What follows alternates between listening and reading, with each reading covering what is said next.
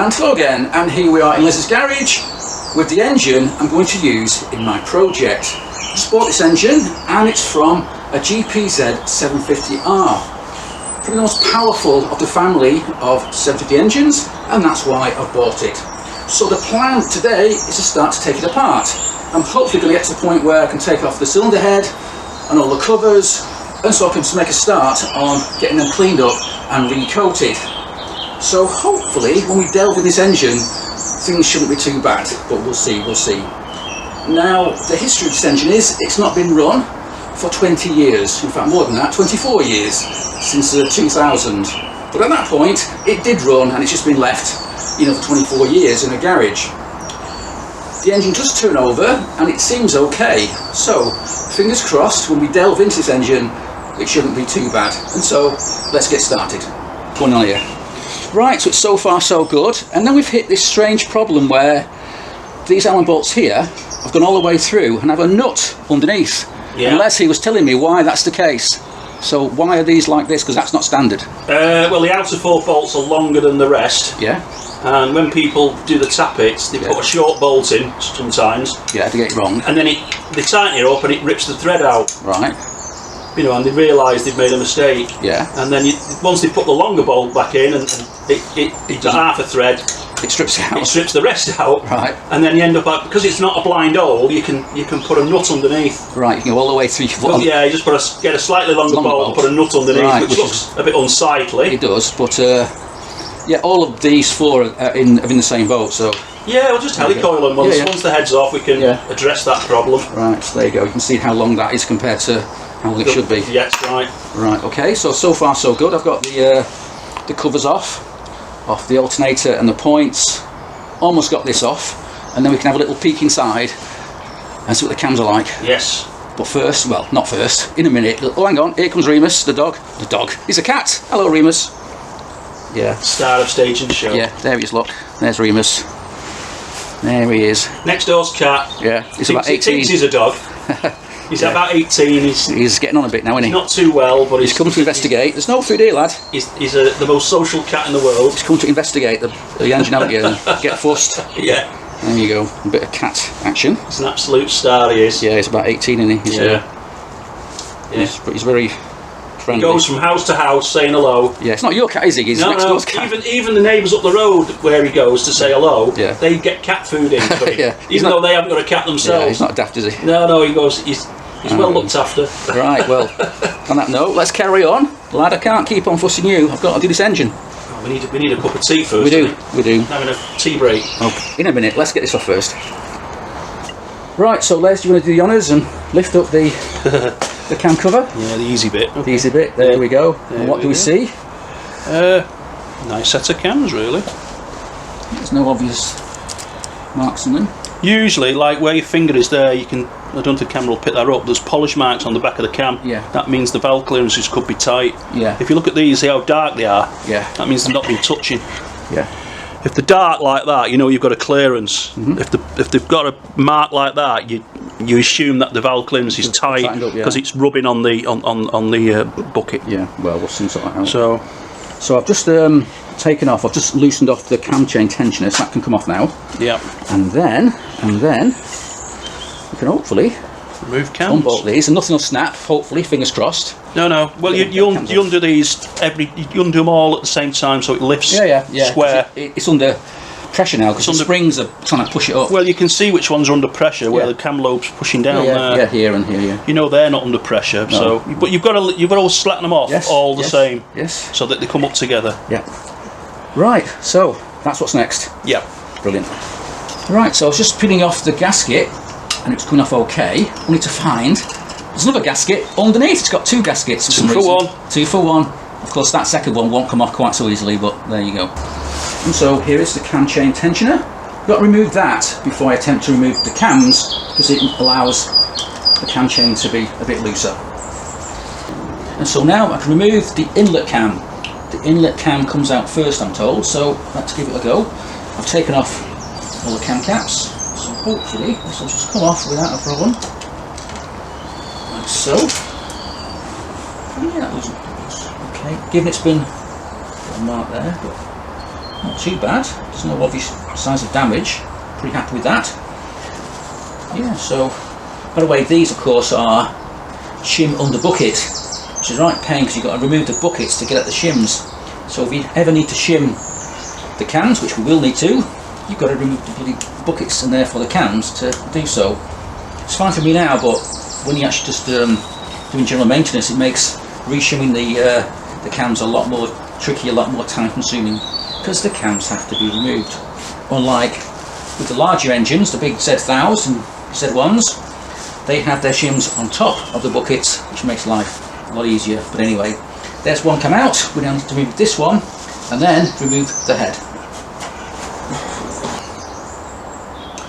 Right, so this last cam cap is stuck because the pressure on this side from the cam lobe has forced this side up, and so this is sort of snagged. So now I've got to press it down on this end, which is tricky because it's quite a strong spring, and then hopefully this will come off without a fight.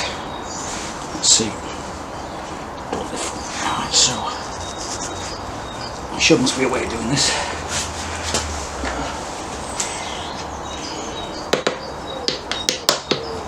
There we go. Come on, there we go, there we go. Right, so with that done, we can now remove the camshaft. There you go. Drop the chain in if you want. And there it goes. Done. Yeah. Ready? Yeah, that's come on. So you can tell that's easier than the other one. Yeah. Some of the threads must be a bit tight, corroded, you know. Well, it's been sat a long time. That one's tight. Bloody hell. There you go. Yeah. If you did all them by hand, you'd be knackered. Yeah, you'd be struggling. You'd be knocking it with a bloody hammer or something. Right, so this is saving me a lot of time. That was easy. Yeah, they're worth the weight in gold. These. Yeah. These I just bought one, but not a chance to use it yet. Yeah. I think it's can put out about £200 for your torque. It's a ridiculous number. And they're good for the big, you know, engine sprocket nuts and stuff like that. Clutch hub nuts. Yeah.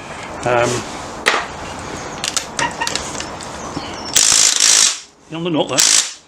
Yeah. Yeah. Come on.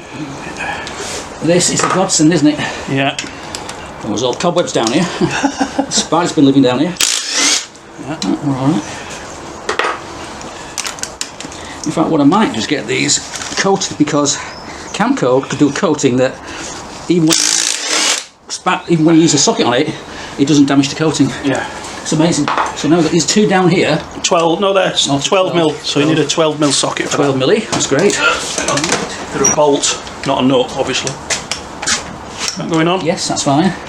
Right, 2 bolts in the middle here. Here we go. Well, that's easy. Yeah. 8 mil thread into the barrel. Yeah, it's out, it's just tight in the hole. You have to get it with a magnet. Yeah. Put my fingers on there. Yeah. It's just awkward to get at, isn't it? Yeah, just get the magnet on it. There we go. Ta-da! Wasted. Special shank bolt, yeah. Yeah, it's wasted bolt. Mustn't lose that one. Yeah. And last one. Last one. Here we go. That was easy. Ta-da! So that's all the cylinder bolts done. I thought there might have been a washer on that then, but I don't think there was. I don't think there was. Perhaps it should have been, but there was not. No. So obviously you've got washers under the nuts. Yes. So when you knock the head off, they'll go flying. They'll go. So you have to flip the head over and count them all. Yes. Right, great. So far so good. No, we've not hit any big problems. So we'll just leave it on there for a minute. And then, phew. So now we'll attempt to remove the head. You usually tap it under there. Yeah. You know, not on the fins, obviously. No. Let me move these little nuts and bolts first. We'll find somewhere to hit it. That's shot there. It's gone. It's under there and on the other side. Just to crack the gasket. It's gone that, and you can see it wobbling. Yeah. Ooh. Never hit the fins. This has been easier than I thought. Last engine I did took bloody ages to come apart. Yeah. So now you can lift that off. famous attempt. And we can see the state of the pistons. They're going to be changed anyway, but There we go. look at that. Woohoo! Woo! Brilliant. Oh. And There's all your washers. the washers. Oh, let's pick up. Can all go over there. Right. I'll probably get new ones anyway, so.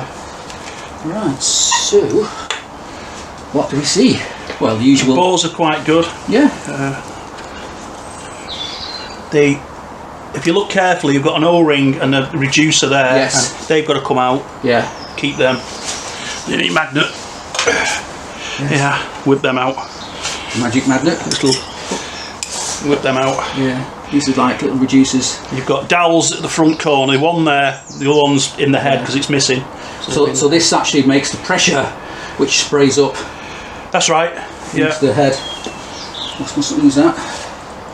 Little ring on there as well. Oh, phone's ringing in my pocket. Okay. Who's that? Oh, right, okay. So I'll take off the gasket. Need that again. There we go. It's actually a pretty good nick, this. So that can go in the bin. So now, what's next? Well, got this cam chain blade here, which is obviously tensioned by the cam chain tensioner, which I've now removed. So, and next, let's see if this barrel will come off the engine as easily as the head did. Oh, hang on, I just found a problem there. See there? We've got a fin completely damaged. That's not good. I don't think we did that. I think it was hidden by the cylinder head sitting on top of it. That's not in the will, because I can get that fixed. I can get the get my friend Jeff the welder to weld on a replacement piece here, and you'd never know it was broken. So that's not the end of the world. Right, so now then, we've got to pull that down, come out of there. Don't want to lose anything. Oh, come on, Mr. Dowell. We'll have to stay there for the time being. So now, let's see if we can gently, very gently, lift this up without breaking any more fins. That would be bad. I'm just hitting it quite gently. See if anything will move. Oh yes, it is, it's lifting. That's great news. Yeah, just do it very gently. And it is lifting, that's great. So let's...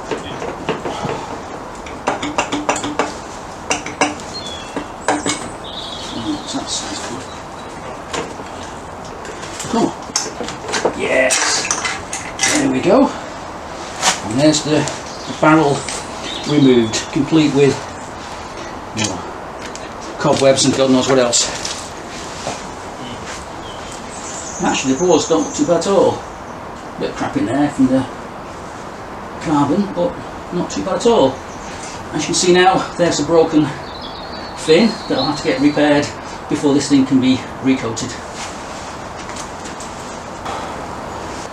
And next I can remove this cam chain tensioner blade, and that sits in a hollow here with these little rubber blocks that sit on top of it, so I don't want to lose them. I don't want to lose them. Actually, that one seems to be, it's glued in place, but yeah. So there we go. So there's the tensioner and its mount. As I say, it has these little rubber blocks, and when you're rebuilding the engine, it's a good idea to try and glue these into place. A bit of silicone or something like that, which I think this one's had done to it, so that they don't fall in to the crankcases if you just knock them or something goes wrong when you're fitting the pistons and the barrel. And don't ask me how I know, because I managed to do such a thing. Yeah, we managed to drop one down into the crankcases on my other 650, but luckily Les managed to fish it out with a bit of grease on the end of a screwdriver, thank God. So that saved a day. So we need to save them and save this tensioner. And in fact, the tensioner blade looks really nice. Often these are all marked and grooved really badly, but this is, well, it looks brand new, so I'm pretty happy with that. So I can reuse this particular part, no problem.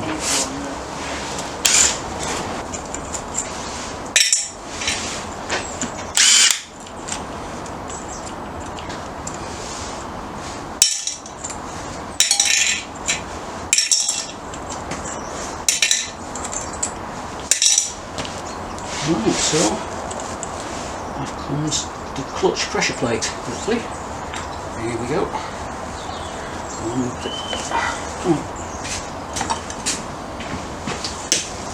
It's okay. There's a little push rod thing. The ball bearing in there as well. Yeah, the ball bearing's in, mustn't forget that. It's in there somewhere. Get your magnet on it. Yeah, if I can find a magnet, I'll grab it. And yeah, so the ball bearing lives in there. Mustn't forget that, because I did once, and to start again. I won't make that mistake again. Right, so let's get all these clutch plates off. Keep them all together, as they should be.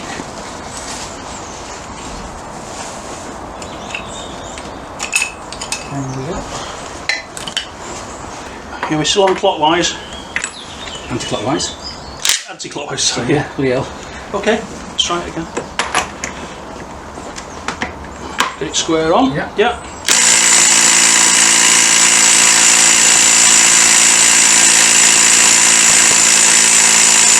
Holy hell, that's tight. Perhaps apply a bit of heat. Yeah. Let it cool down a bit. Sometimes it might have been Loctited on. Yeah, I think we apply some heat. Apply some heat, soften the Loctite. Yeah, and then try again. That should have come off if there was no Loctite on it. Yeah.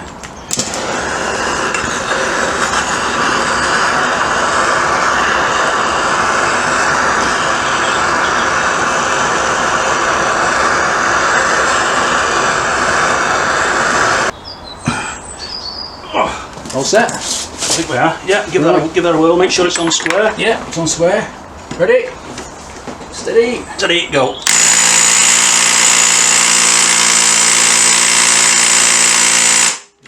Blimey. Doesn't want to know. Need more heat? Possibly. Possibly. That should go easy, because this gun's great. It's on anti-clockwise. Yeah, it's on top, yeah. Some people try and tighten it first to break the bond, but... No, you can strip threads doing that, can't you? Yeah. Right, so that's the first problem we've had that's causing a bit of an issue, but... Let's have another go.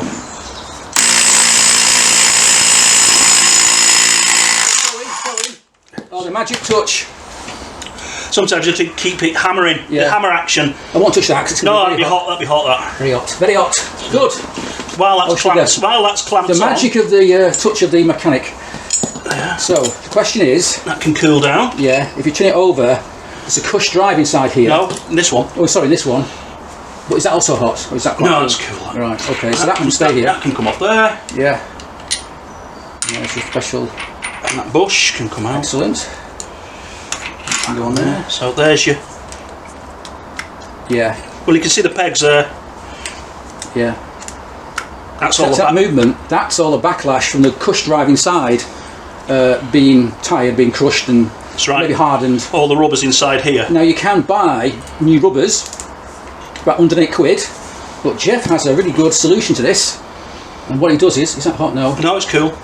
What we do is, he grinds off these rivets, takes off this cover which reveals the rubber bushes inside. He then makes these little tubes to go... It's like a sleeve to go around the sleeve, to go around the bushes, and bushes compress, around the outside. It takes out this slack. Yeah. So that actually can go to Jeff's now. So. That slack there, when they're idling, you've got all that backlash, and the clutches rattle. Yeah. Not quite as bad as a Ducati, but you know. So when you go off and on the throttle, you'll feel it. Clunk, and it won't get any better. But once you've repaired them and they're idling properly, you've got no noise. Yeah, so that's a good job. That is a little job that Jeff can do. I think he's just done one now for Drew's turbo. Correct. Because that was worn the same. Which we put on a video recently. Yeah. I mean, this might not come out for a few weeks. All these Z650, Z750 engines are the same. Yeah, they all suffer with this problem with the clutch. Yeah. Right, excellent. So now it's time for tea. And I think this video's going to be quite long, so I think we might end it here. And we'll carry on the video at some point in the near future when we remove the pistons, turn it upside down, take apart the crankcases, and hopefully find a perfect set of gears and gearbox and a perfect crank. Yes. Hopefully, fingers crossed. It doesn't look like it's been apart before, this engine, so it should be fine. Yeah. Great. So we'll end it here then, and it's now time for us to go and get a cup of tea. Correct.